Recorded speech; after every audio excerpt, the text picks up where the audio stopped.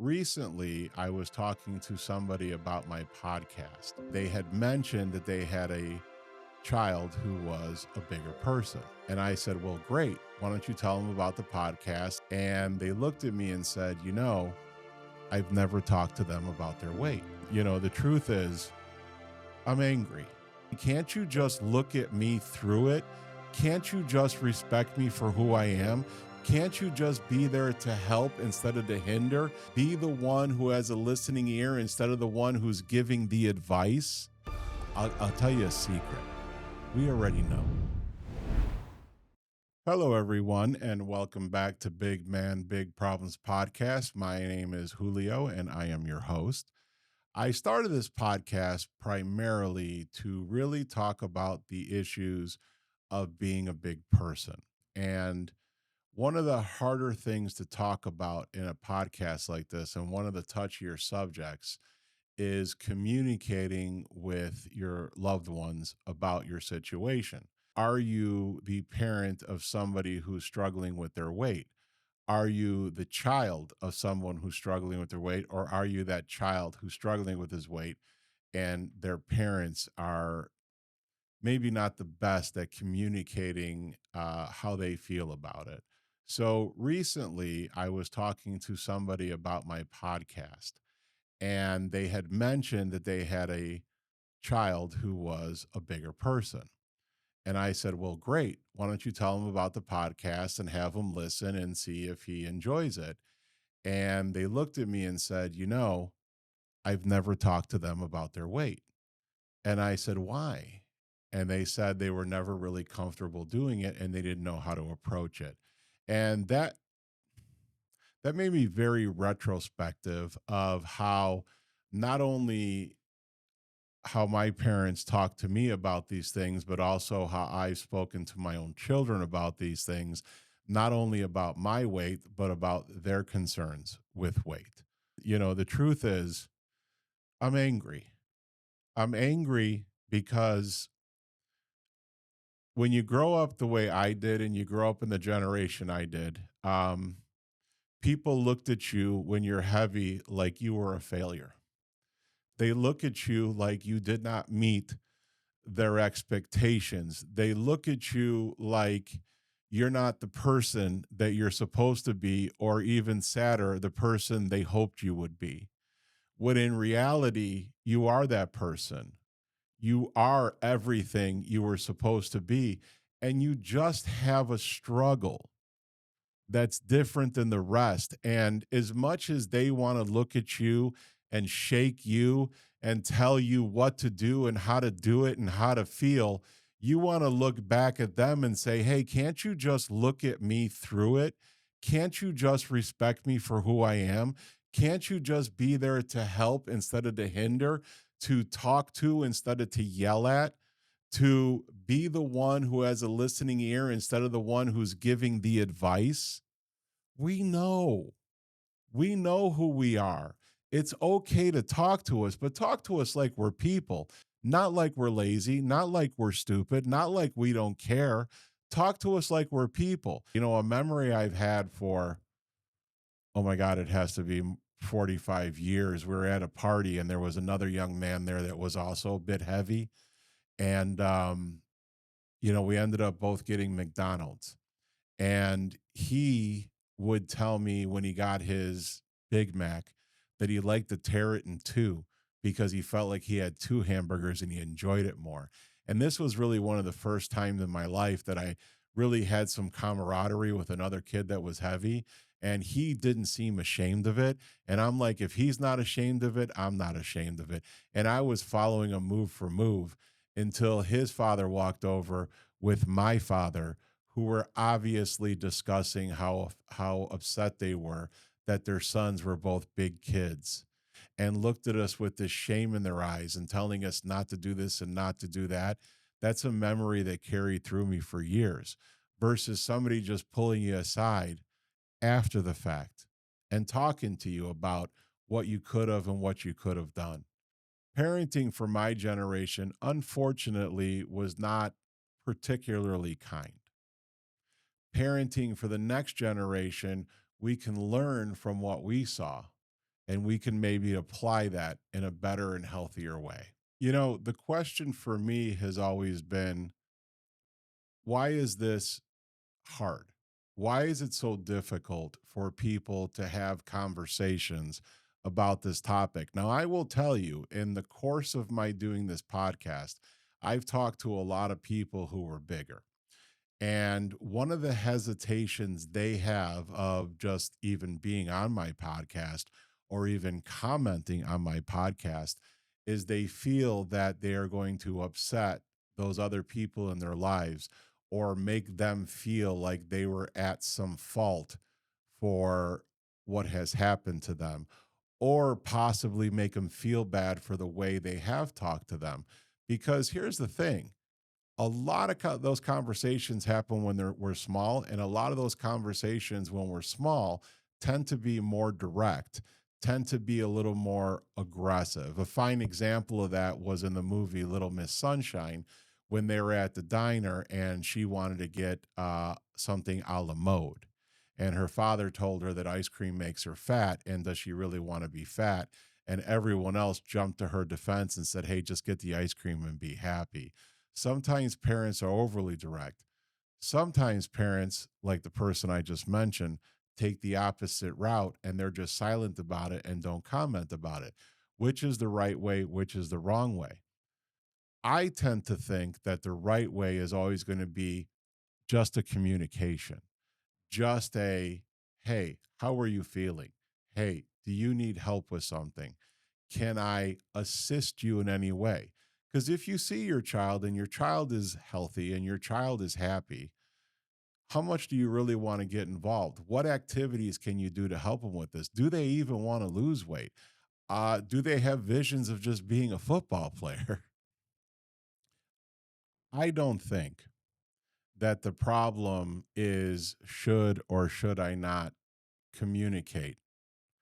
I think realistically, the communication is really the key to a happy life. I think we all have to communicate. I can tell you as a big person, I'm never opposed to somebody communicating with me or even giving me their opinion. But it really depends a lot on how that opinion is given and how that opinion lands and how often it's given and the real drumbeat or motivation behind it. The unfortunateness of this is that when people give an opinion, it is really just to give us information on how to do something. I'll tell you a secret to all those out there who aren't big people. We already know. We already know what's the right thing to eat. We already know how to exercise. We know what cardiovascular exercise is. We know what weight training is. We're fully aware that it's better to get a salad than a cheeseburger in most cases. So, those types of tips aren't typically helpful. What is helpful is if someone just talks to us about how we feel. If someone comes up to us, a parent, an aunt, an uncle, a friend, and says, hey, how are you doing? How are you feeling? What can I do to help you feel better? What can I do for you to assist you in anything you're trying to do? Looking at your child in a shameful way because they're heavy is never going to be helpful. Looking at your child and saying, do you really want to be fat? Because if you eat that, you're going to keep being fat. You need to be skinny like your friends. Don't you want to enjoy life? I don't know of any child that ever really bounced back from that and said, you know what, mom, dad, you're right. I'm going to eat a rice cake instead of these chicken nuggets because that's going to make me feel better. I'm going to go out and run instead of playing my video games because that's going to make me healthier. That doesn't necessarily work. So I have learned a lot from living the life I've lived. So when I speak to my children, I never once comment on their appearance. I never once looked at them or my wife and said, you know what? You look a little fat in that dress. Or, you know what? Why don't you try this? It's slimming. Or, hey, you might not want to eat that because you're going to put on a few extra pounds, right? Or, you know what you really need to do? You need to get out and start exercising. What I have always done, And what I would suggest everyone else does is just speak to your children, because you always want to be ahead of the situation. You want to get to something before it's a problem versus fixing something after the fact, because that makes it much more difficult. You always want to be watching. Hey, listen, you're a parent. Put healthy food in the house if you have an issue with it. If you're going to put ding dongs in the cupboard and your kid wants to eat a ding dong, that's not their fault. Because you know what? A ding dong is delicious, right? A ding dong should be a reward. A ding dong shouldn't be breakfast. I have always talked to my daughters never about their weight, never about how they looked. I've always talked to them about being healthy. I've always talked to them about eating right, not so they lose weight, but so nutritionally they get what they need. So they don't have stomach troubles. They don't have insulin issues. They don't have blood sugar issues when they get older. Talk to them about healthy foods. You'd be surprised how much they would enjoy that.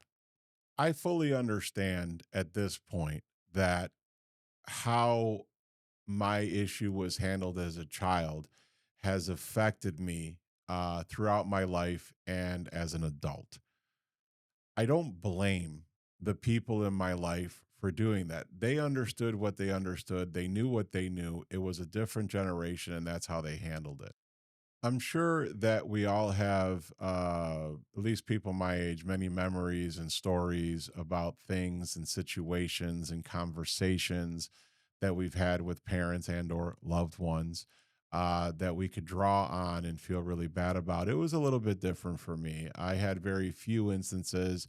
I was the youngest of three, and there were very few instances that I could really point at directly. For me, it was more of a look. For me, it was more of a putting on my little league uniform and not seeing the proud look that a lot of parents may give their child, or even going to the first little league game, but then seeing how unathletic your son was, maybe not going to the second, or maybe giving up on the basketball games because maybe you're just a little too embarrassed that it's your kid out there who doesn't fit as well in his uniform as the others, or going to a ballet recital for your daughter and maybe she was the chubby one in the crowd, and the look that might be on your face when you do something like that. Those are the things that carry kids through life, and those are the things that they remember. And those are the things that I actively avoided as a parent, because I remembered the hurt. I remembered the feeling. I remembered the look. And when my daughters looked at me, they only saw a proud father. They only saw someone who was happy with who they are. And instead, I choose to flourish them with positivity. Always make sure they tell them that they look beautiful. Always tell them that they're the most beautiful, important people in my life, because that's really who they are. Thin, fat, otherwise. Good hair, bad hair day. Doesn't matter. They always look beautiful to me. And my concern, as your concern should be, is always for the well being of your children. Now, I tend to think that a lot of these things are generational, like I said. I think that my parents' generation only really knew so much about the physiology of why is this one person big and this person isn't big. And they tended to think that it was just straight up laziness, or maybe somebody didn't want to do something. The fortunate thing is that now we do look at it differently. One of my objectives with this show is to really help people understand that obesity is not always a choice for us. It really is a medical issue, and really getting to the core of why you got there is more important.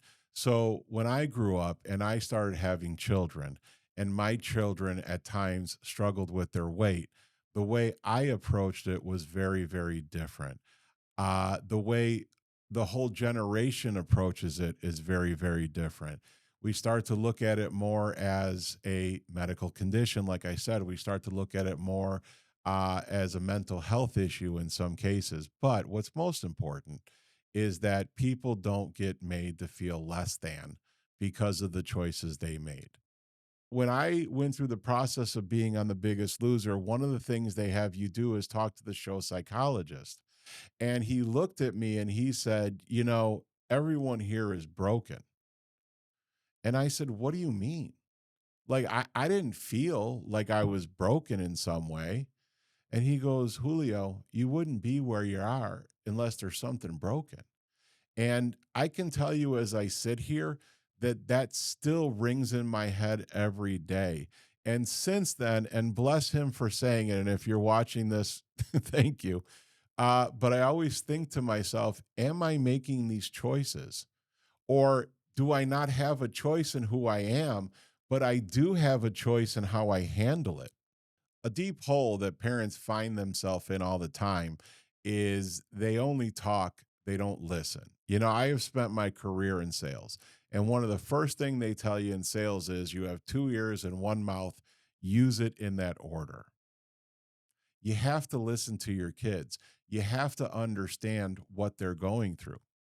You can talk to them. They want you to talk to them. They don't want you to badger them. They don't want you to call them fat.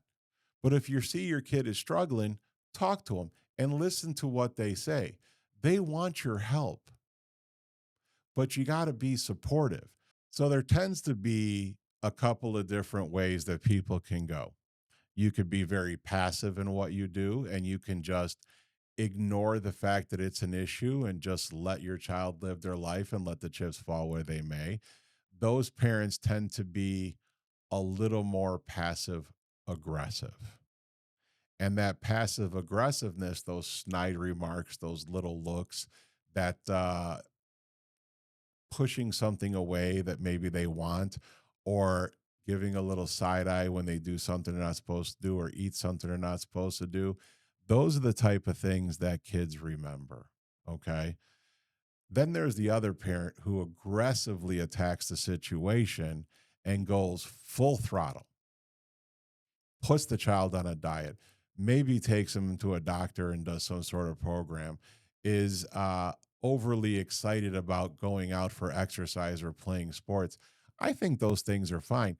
And the thing is, both those parents actually care. It's just the way they go about it. So, how do you know if you're supposed to be the passive one, the passive aggressive one, which, by the way, is never a good idea to be passive aggressive, or just the one who seeks it aggressively? The way you know is by actually talking to your kid. Have a conversation, ask them how they feel. It's not going to hurt. And you know what? They might be resistant. They might be shy at first, but you know what? They love you, and you're the one person in their life that they're going to actually listen to. So sit down and talk to them and then design a course of action. Now, one fortunate thing I've had is a lifetime of being that other kid. So maybe it's a little easier for me. Maybe I take some of those previous hurts and those things that happened to me, and I try to parent in a way that avoids those. And are my kids perfect? I tend to think they are, but maybe they don't think they're completely perfect, but they're perfect to me. And that's what's important. I'm always there to support them, not to drill them into something they don't want to be. As a parent, you don't necessarily have to tell them what to do, but we're the ones that kind of nudge them to the right or nudge them to the left to get them to understand what is the right thing to do. And if they choose to be healthy, if they choose to be happy, that's the best result you can get. So when you have a son or a daughter who's maybe struggling with their size, let them listen to the podcast. This podcast is not, nor has it ever been, about losing weight. It has never been about convincing somebody that they need to be on a diet. What it is a podcast to talk about those struggles, talk about the struggle of communication you have with your sibling or your child or your niece or whomever it may be, and just give you the ability to open that line of communication because maybe you're the one who's struggling with the communication. And maybe what you learn here is going to help just a little bit. Now, I can certainly respect why somebody is maybe a little bit timid about coming on the show and talking about the way other people have treated them. I can understand why somebody might be shy about commenting, afraid that others may attack them for complaining about their situation. If we talk about this enough, if I talk about it enough, then the people in your life who you're afraid are going to be offended, they're going to hear it. And maybe they're going to approach you and they're going to say, listen, I'm not ashamed of you. I love you as a person. Realistically, all I ever wanted to do is help you to make you happy. And if you're happy, that's wonderful. And instead of you coming on and exposing them, maybe they're going to expose themselves and approach you in a way that's maybe a little healthier. So please leave comments. Please subscribe or hit the like button. But most importantly, comment because I want to know how you feel about this. I want to know what previous issues you had with either being a parent or being parented so that we could talk about this and let's open up those lines of communication so that we can get to a happy and healthy place. Thank you.